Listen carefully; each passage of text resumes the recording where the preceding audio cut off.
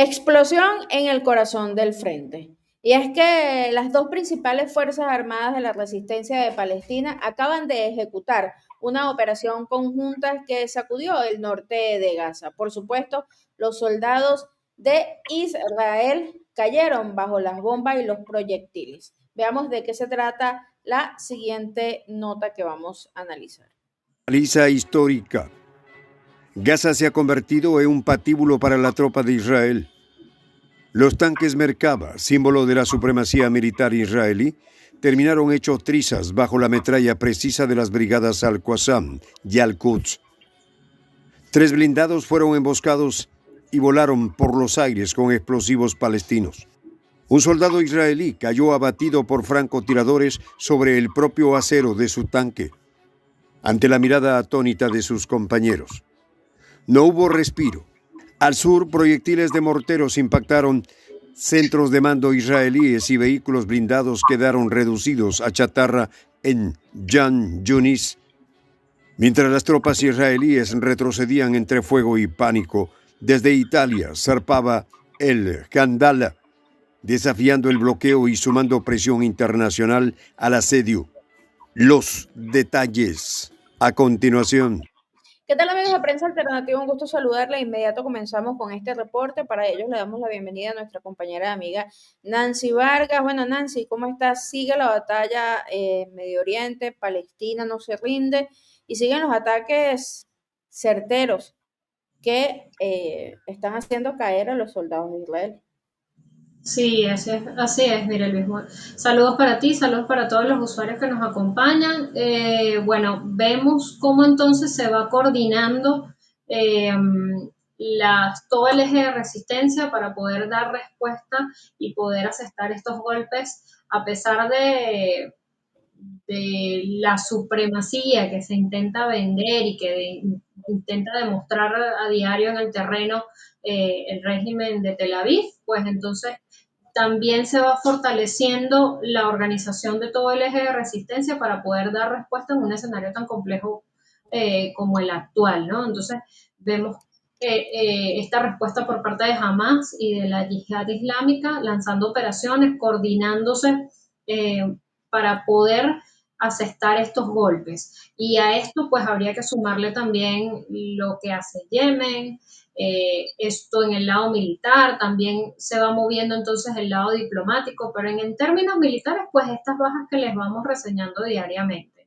En este caso, pues se centró específicamente en Chuyaya, donde aprovecharon y se informaron que los francotiradores abatieron a soldados israelíes que se encontraban sobre tanques. Y esto forma parte de lo que les hemos ido llevando en estos días, ¿no? Cómo se van haciendo operaciones específicas en cada sitio para ir asestando poco a poco golpes a estas tropas que van llegando, que van tomando puntos o que van intentando tomar puntos dentro de Gaza, pero entonces las pérdidas van siendo diarias, de a poco, en términos de bajas del personal militar, heridos, pero también tanques, armamento que se pierde, que es destruido también en estos ataques. Entonces, es una, es un desgaste permanente, es una guerra en la que, por supuesto, de manera muy asimétrica se van asestando golpes y se va entonces perforando también esta idea de invulnerabilidad de las tropas del régimen de Tel Aviv, que no es tal, y que al final quienes sacan la cuenta de cuáles son sus pérdidas terminan siendo ellos mismos a lo interno. Porque como les hemos mantenido, esto no sale en la prensa occidental, pero va sucediendo y va golpeando la moral de los soldados, pero también hablábamos en estos días, mira Luis, de algo muy importante y es el componente psicológico. Lo que queda después con estos soldados que le toca vivir todo esto, ver cómo sus amigos, a quien sobrevive, por ejemplo, quizás mutilado, también ver cómo entonces explotaron sus compañeros en este contexto, después regresa con ese trauma. Hemos incluso, nosotros a partir del canal hemos desarrollado informes completos sobre los problemas en este sentido que han generado las tropas de Israel. Ojo, insistimos, esto no sale en la prensa occidental, pero son cosas que suceden y se han convertido en problemas totales de salud. Y esto es propósito, es producto específicamente de esto, pues de una guerra que no termina, de una guerra que este señor mantiene por intereses personales y que van asestándose entonces estos golpes diariamente. Esto sucede de manera diaria. De manera diaria en Gaza hay bajas en términos de personal militar, hay bajas en términos de armamento que se pierde, de vehículos militares, entonces esto no para. Esto diariamente, estas son las noticias que se ven y por supuesto nosotros desde aquí hacemos todo este esfuerzo para llevarles esto que no van a poder encontrar de manera diaria, como sucede en la prensa occidental. Sí, sí, así es una narrativa que Netanyahu intenta ocultar. La pérdida en el ejército de Israel ya es notoria. Recuerden que a lo interno Netanyahu tiene graves problemas precisamente por la pérdida de soldados, los rehenes que no ha rescatado, que no ha negociado. Ya se está comenzando a hablar, lo conversábamos ayer, de adelanto de elecciones para sacar a este señor del poder. Entonces se está gestando a lo interno una ola contra Netanyahu que la prensa de Israel ya no oculta, ya lo comienzan a publicar sin tapujos, ¿no? Y por el otro lado, por supuesto, está la presión constante de la resistencia palestina que está asestando golpes muy duros al ejército de Israel. También, por supuesto, está el cerco completo que ha proporcionado los hutíes y que esto ha logrado que Israel comience a resentirse. Las bases económicas de Israel están tambaleando. Esto también aumenta y genera presión, por supuesto, contra el régimen de Netanyahu, porque precisamente el ciudadano de Israel, que estaba acostumbrado a que supuestamente el domo era impenetrable, que tenían el ejército más poderoso de Medio Oriente, que ellos podían doblegar a todo el mundo. Bueno, ese cuento ya no pinta nada. Ya tienen, por supuesto, secuelas muy graves de los 12 días de guerras con Irán. Los propios ciudadanos de Israel comenzaron a salir, señores, en barcos, huyendo de la guerra. Entonces, claro, este señor a lo interno la tiene bien complicada y con soldados cayendo constantemente en los territorios ocupados, pues aún más, ¿no? Ahora, ya por otro lado, también la presión internacional comienza a ser un poco más fuerte, más visible contra este señor, que de hecho aliados de propio Israel y los Estados Unidos han tenido que intervenir y es el caso de el ministro de Relaciones Exteriores de Francia, que este señor el día de hoy, pues dijo algunas cosas interesantes, Nancy, con respecto a esta guerra, ¿no? En Medio Oriente. Fíjate que fue ambiguo como era de esperarse, su intervención. Esto más un poco por el tema del escándalo de los periodistas que están allí atrapados, los corresponsales que están atrapados.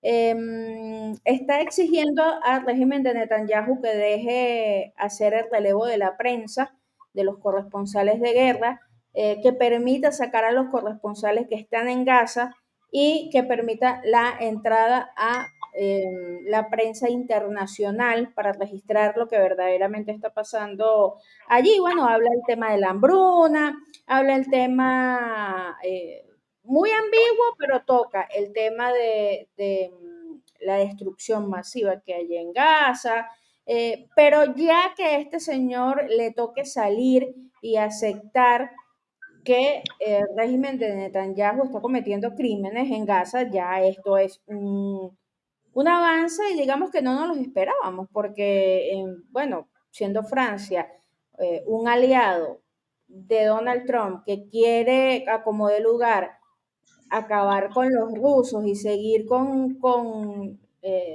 la guerra, la prolongación de la guerra en Ucrania, uno dice, bueno, es que no se esperaba que este señor saliera a defender a los periodistas que tienen, los franceses que están atrapados allí en Gaza, pero le tocó. Y le tocó precisamente por las presiones internas en Francia. Le tocó porque el gobierno de Macron tenía que salir a decir algo además. No se podía quedar callado ante ciudadanos franceses que estén ejerciendo su función como periodistas en Gaza y que el régimen de Netanyahu no los deje salir y los ponga en peligro. Tenían que obligatoriamente salir a decir algo. No sé, eso es lo que me parece a mí más un tema de obligación que otra cosa, pero el hecho de que este señor se haya tenido que parar a aceptarlo, Nancy, es un gran avance debido a que, por supuesto, está aceptando todo lo que está pasando, absolutamente todo lo que está pasando en Gaza. Entonces, bueno, comienzan entonces las presiones internas en los países también a ejercer efecto con respecto a este tema, pero aún la violencia continúa y Netanyahu no ha querido parar, Nancy. Sí, así es, no quiere parar. Y es que, claro, lo hemos hablado de este espacio, él tiene intereses personales claros, él tiene una agenda personal clara. Y en función de eso es que ha venido operando. Y por eso es que se le ha reventado todo el avispero, se le ha alborotado todo el avispero, que se le ha alborotado lo interno, porque se le van viendo las posturas. Quizás a lo externo los medios pueden hacer todo este lavado de cara y este control de daños que viven haciendo y que permite de alguna manera que no se evidencien las razones subyacentes. Pero a lo interno es otra historia. A lo interno, caramba, la gente, la Fuerza Armada, su propia cúpula, ya van evidenciando cuáles son las razones subyacentes para todo este comportamiento, para toda esta búsqueda permanente de un escenario de conflicto. O sea, no basta incluso tener uno, buscas otro, buscas tener uno, dos, hasta tres abiertos al mismo tiempo. Entonces, es muy difícil poder mantenerlo. A lo externo, como decimos, con toda esta operación que le genera la prensa occidental, pues lo parapetea un poco, como decimos por aquí, pero a lo interno ya es otra historia. Por otro lado, bueno, yo quería resaltar ahí no solamente cómo se va coordinando, decíamos desde el principio, ¿no? Se va coordinando todo el eje de resistencia en términos militares para poder hacer frente a la andanada del régimen de Tel Aviv. En ese contexto, pues hablábamos de Hamas, de la yihad islámica, pero también hablamos de Yemen, que no para, los hutíes, que no paran todos los días una movilización distinta. En el caso de las horas recientes, pues se habla de un nuevo misil que fue dirigido a los territorios ocupados por Israel. En el caso, ellos dan su parte, por supuesto siempre viene desde el lado de Tel Aviv a decir, no, bueno, fue un misil que se interceptó. Ellos siempre interceptan. Después, cuando se ven las imágenes, cuando los propios hutíes publican las imágenes de los impactos, pues no sé cómo ellos explicarán eso, pero siempre ellos dicen que los interceptan. Entonces se va manejando este escenario en términos militares, pero también se va moviendo el escenario en términos diplomáticos. Porque así como se van sumando apoyos y se va generando toda una respuesta en términos militares, pues también va generándose en el escenario diplomático eh, la unificación de fuerzas que no necesariamente son todas afines, pero que a propósito de lo que está sucediendo, pues entonces van confluyendo. Uno de los casos es este compañero que vemos aquí al lado, el presidente de Turquía, Erdogan. Fuertes declaraciones con respecto a Netanyahu. Se dirigió directamente a Netanyahu afirmando que que Netanyahu ha superado la barbarie del Tercer Reich, porque no se dieron escenas tan inhumanas como las que se ven ahora en Gaza. Esas fueron parte de las palabras que utilizó recientemente el presidente Erdogan para referirse a lo que está sucediendo. El presidente de Turquía señaló que el saldo de pérdidas palestinas está por el orden de las 59.000 personas, siendo en su mayoría mujeres y niños. Y yo creo que hasta se pudiera quedar corta esa cifra. Esta cifra es un poco la que se está manejando en términos occidentales, pero yo creo que esa cifra hasta se pudiera quedar corta, mírenle. Entonces, Erdogan forma parte de los presidentes que han estado al pie del cañón en este sentido, ha sido enfático en cada una de sus, en cada una de sus declaraciones y además dijo, y cito, quien quiera que permanezca en silencio sobre lo que sucede en Gaza es cómplice de los crímenes contra la humanidad cometidos por Israel. Esto lo dijo él, textual, lo estoy leyendo. De hecho, no lo estoy leyendo tan textual porque estoy aligerando un poco ciertos términos que utiliza el señor Erdogan, que son fuertes. Ya aquí se perdió hasta la delicadeza, la diplomacia, porque en efecto la situación lo amerita. Ojo, no es que ay, Erdogan, ¿cómo va a decir esas cosas? No, ya la situación lo amerita. De igual manera también expresó que en estos días oscuros, cuando han comenzado las muertes masivas por hambre, hace un llamado a toda la comunidad internacional para que se una del lado de la humanidad. Es decir, está haciendo un llamado a aglutinar precisamente esto que estamos hablando, en términos diplomáticos, que se maneje todo el escenario en términos diplomáticos para poder generar reacciones en este sentido que han sido hasta ahora muy tibias y por eso entonces escala el discurso, no es que el discurso escala porque hay qué irrespetuoso, qué manera de expresarse. No, escala porque no hay respuesta, porque al final en términos diplomáticos, pues pareciera que todo, las organizaciones internacionales en líneas generales ven hacia otro lado y entonces los llamados son muy tibios. Si se tratara de otros contextos, como lo hemos visto, por ejemplo, en el caso de Rusia, bueno, y sí saldrían todos en andanadas y sanciones y respuestas, pero en este caso la respuesta internacional ha sido muy tibia de las organizaciones multilaterales, entonces, por eso el escalamiento que vemos en el discurso, por eso cada vez que, por ejemplo, en el caso de Erdogan, por poner el ejemplo del presidente turco, cada vez el discurso como que va incrementando, va creciendo, porque es que la inacción cada vez es más notoria. Sí, correcto. Y es que incluso se ha visto que son pocos los líderes que abiertamente están hablando sobre Palestina. En términos concretos, están exigiéndole a los demás países que comiencen a rechazar de manera contundente las acciones de Netanyahu. Yo creo que Erdogan es uno de ellos, por supuesto Rusia, China, que han de una vez marcado su línea dura con respecto al tema de la violencia de Netanyahu a Palestina, pero también Latinoamérica lo ha hecho. Vimos recientemente cómo Venezuela se unió a esta cumbre de emergencia que se realizó en Colombia precisamente para hacer algo al respecto. Y se está exigiendo desde esta cumbre que se pare el envío de armas a Netanyahu, por ejemplo.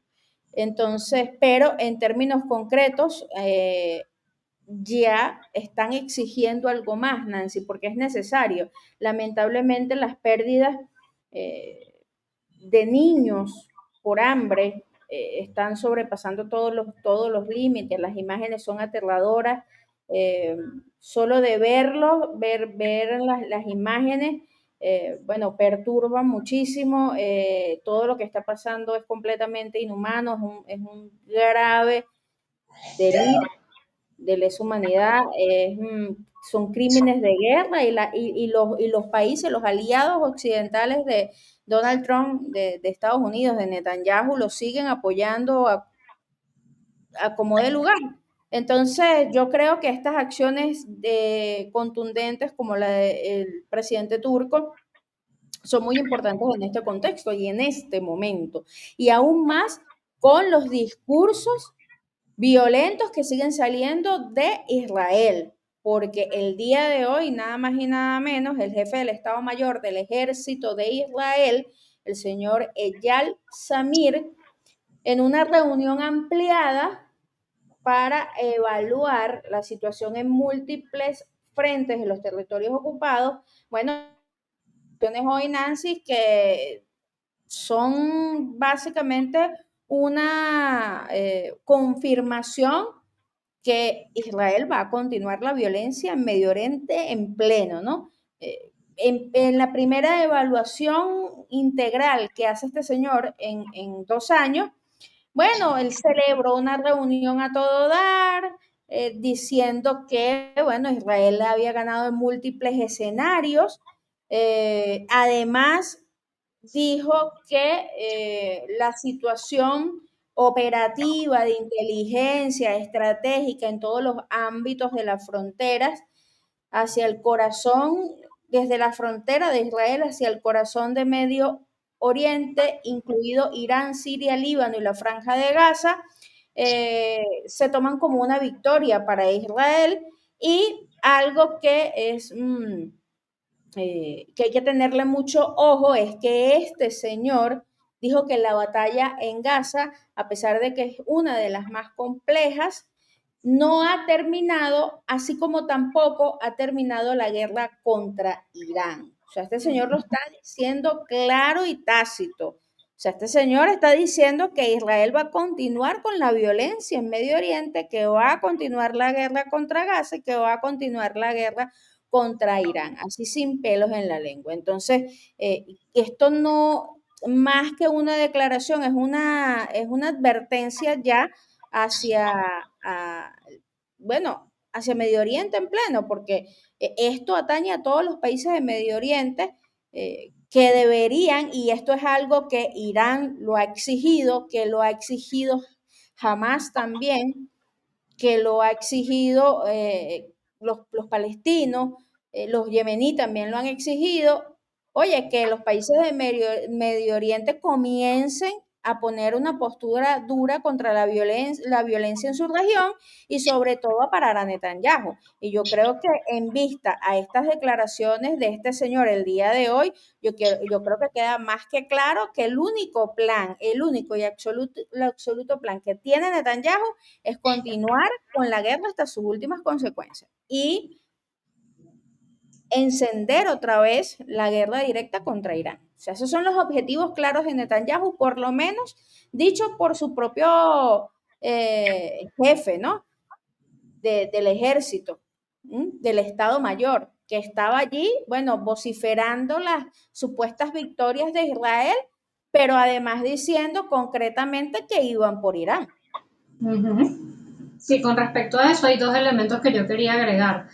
Por un lado, fíjate que esas declaraciones van perfectamente en consonancia con lo que hablábamos el día de ayer, declaraciones provenientes también de la cúpula del gobierno de Netanyahu, en este caso de una de sus ministras, que decía, con respecto a Gaza, que había que empezar a penetrar en otras zonas, a pesar de los rehenes, de lo que pudiera suceder con los rehenes. Entonces, fíjate cómo van en consonancia, o sea, no es que la señora se le volaron los tapones y dijo eso, no. Hay un interés a lo interno de la cúpula de seguir ese camino. Y fíjate que se expresa, primero lo dijo ella ayer, bueno, ahora se expresa en lo que está diciendo precisamente ahora de este lado. Entonces, eso por un lado. Por el otro, vemos entonces cómo empieza a hacerse todo un eje de desestabilización, más bien, en lo que se ha convertido Netanyahu y el gobierno de Netanyahu, pues entonces no va a haber paz, porque estamos hablando de Gaza, estamos hablando de Irán, y al mismo tiempo recordemos que está la situación en Siria, en pleno desarrollo. Entonces, aquí paz no va a haber en ningún momento porque, por un lado, fíjate lo que te garantiza esto en el caso de viendo lo que los planes de Netanyahu, que piensa solamente en individual. Si se logra la paz en uno, pues tienes otros dos frentes abiertos todavía. Entonces imagínate tú ahí, no va a haber paz nunca mientras este señor esté pensando nada más en sus intereses y esté él en el gobierno. Entonces me recuerda a declaraciones que están saliendo por allí de Hunter Biden, creo que decía algo así como que el gobierno de Israel era lo peor que le había sucedido a la población. cosas, ¿no? Cosas, declaraciones que uno ve por ahí. Y por otro lado, bueno, yo quería conectar con eso que tú hablabas, porque precisamente jamás decía el día de hoy, le exigía a los países árabes, a los países islámicos, romper relaciones con Israel por todo lo que está sucediendo en Gaza. Ya ellos ya aquí se han pasado todos los límites y como decimos, van escalando los discursos y ahora es una exigencia por parte de Hamas. El movimiento instó a las naciones árabes e islámicas a cortar todo vínculo diplomático con Israel. Y cito, por utilizar el hambre como arma de guerra en Gaza, donde más de 2.2 millones de personas enfrentan hambruna extrema. Y esto no es que lo están inventando, no es que se le están ocurriendo, no es que está exagerando, señores, métanse en internet, coloquen cualquier cosa y ustedes van a ver las imágenes dantescas que salen de la franja de Gaza, son un desastre. Entonces, ante cosas como esta que están sucediendo, por supuesto que ya hay una escalada en el discurso desde todo punto de vista y ya empieza entonces a más exigir esto, porque es que la tibieza también de estos gobiernos es impresionante, es increíble, o sea, tú ves hasta más sensibilidad. Ah, porque también a propósito de esto, parlamentarios británicos están exigiendo que se tomen medidas al respecto. Parlamentarios británicos piden frenar exportación de armas a Israel. Imagínense ustedes ven Lo más mismo lo, determinación desde los parlamentarios británicos que desde las naciones árabes. lo mismo que pidió Venezuela y Colombia, que dejaran de darle las armas a Netanyahu, lo está pidiendo los británicos. Imagínate, los británicos que quieren llevar al mundo a una guerra interminable con Rusia, ¿no? Entonces, hasta ellos mismos, porque es que, señores, esto, yo digo que es la peor mancha para la humanidad en este siglo, en la situación en Gaza. Es terrible, es horrible. Las imágenes, yo siempre salgo muy afectada, de hecho, cada vez que tengo que buscar imágenes para estos reportes, tener que ver esos videos y esas imágenes tan crueles. Eh, las consecuencias de lo que Netanyahu está haciendo en Gaza es verdaderamente grotesco y no se puede permitir, ¿no? Entonces, yo creo que parte un poco de allí, de la presión que está comenzando a generar Irán, que está comenzando a generar Palestina, que está comenzando a generar Yemen, en exigirle a los propios países de Medio Oriente que ya paren esto, porque hasta dónde van a llegar, Nancy. Y yo creo que en términos concretos serían estos propios países que pudieran parar a Netanyahu, porque ojo, Estados Unidos no va a parar, no va a parar. Estados Unidos no va a dejar de ayudar a Netanyahu. De hecho, el propio Congreso aprobó más recursos para Netanyahu. Entonces, Controversial, ¿qué ha sido eso? correcto. Entonces, eso nos quiere decir que Donald Trump no va a dejar de apoyar y financiar esta guerra en Gaza. Por lo tanto, yo creo que la única opción viable aquí es que los pueblos se levanten, que comience una presión internacional fuerte, muy fuerte, en contra de Netanyahu, pero puntualmente tendrían los países de Medio Oriente, Nancy, que hacer presión. Sí o sí tendrían los países de Medio Oriente que levantarse ante esto, porque son los que tiene Netanyahu como vecinos. No puede sobrevivir un país por más que Estados Unidos lo quiera apoyar, por más que Estados Unidos lo quiera financiar. No puede sobrevivir un país si todo a su alrededor está en su contra. Sería imposible. Entonces yo creo que esta petición que también la hizo Yemen, también la ha hecho Irán, yo creo que es bastante importante.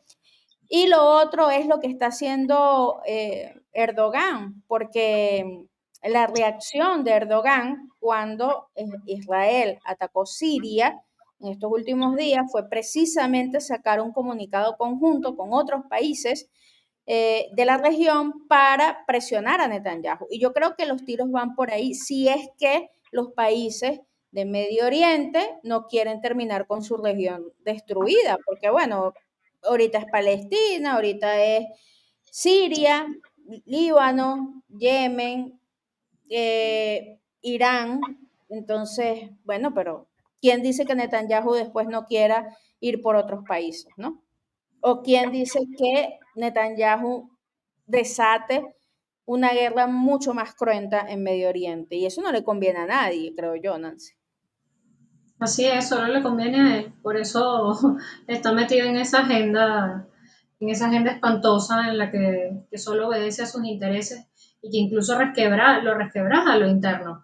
A pesar de que, bueno, ha logrado construir, fíjate que una de las cosas que nos deja en evidencia, por lo menos por ahora, es que hasta ahora ha logrado construirse una cúpula que lo está siguiendo y que le está comprando sus ideas y entonces viene generando como todas las condiciones para que se empiecen o a intentar que la población, unos intentos de verdad que yo desde ahora digo fallidos, ¿no? Porque lo que ves en las calles, las protestas diarias, pues no creo que vayan a cambiar simplemente por unos cuantos ministros alineados con esta idea de Netanyahu de continuar esta guerra y ver cuántas más explotan.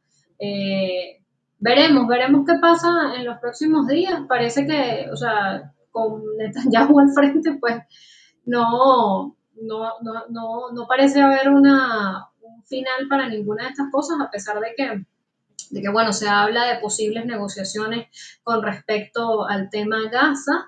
Leía que Witkoff, creo que es el enviado especial para esta zona, estaría en los próximos días arribando o estaría próximo a arribar para fortalecer diálogos que pudieran llegar a un alto al fuego, a una salida de las fuerzas de Israel de Gaza. Mucho de rumor, la verdad es que en términos discursivos y lo que hemos visto en esta entrega, pues no parecieran apuntar hacia allá, pero bueno, lo veremos con las próximas horas. Así es, amigos de Prensa Alternativa, hemos llegado al final de este reporte. Bueno, esta es la radiografía de lo que está pasando en Gaza. Hoy tenemos, por un lado, al jefe del Estado Mayor del Ejército de Israel amenazando directamente a Irán, amenazando directamente a Medio Oriente y asegurando que la guerra en Gaza continúa. Por el otro lado, tenemos a un Erdogan que está haciendo fuerte presión contra el régimen de Netanyahu y tenemos a un Donald Trump que sigue financiando esta guerra. Veremos si a lo interno la oposición al gobierno de Netanyahu logra algo con el tema del adelanto de las elecciones. Recuerden que el mandato de Netanyahu se culmina en diciembre del 2026 y ellos están planteando adelantar elecciones para este año, finales de este año 2025 en diciembre. Entonces, veremos qué pasa. Por ahora, amigos, sigue la presión internacional contra el régimen de Netanyahu. Latinoamérica está, bueno, como baluarte en eso. También algunos países del mundo de este nuevo orden multipolar, China, Rusia, pero en definitiva, lo que dijo Hamas, ¿qué opinan ustedes? ¿Es necesario que los países de Medio Oriente comiencen a hacerle frente a Netanyahu? Los leemos en los comentarios. Gracias, Nancy, por estar con nosotros. Gracias a ti también, Mirelvis, y gracias a todos los usuarios que nos acompañaron. Recuerden dejarnos sus comentarios al respecto de todos estos temas. Igualmente los invitamos a compartir los contenidos y pues nos vemos en una próxima oportunidad. Activen la campanita de notificaciones para que al toque les esté llegando la información publicada en nuestro canal y nos vemos en el próximo video.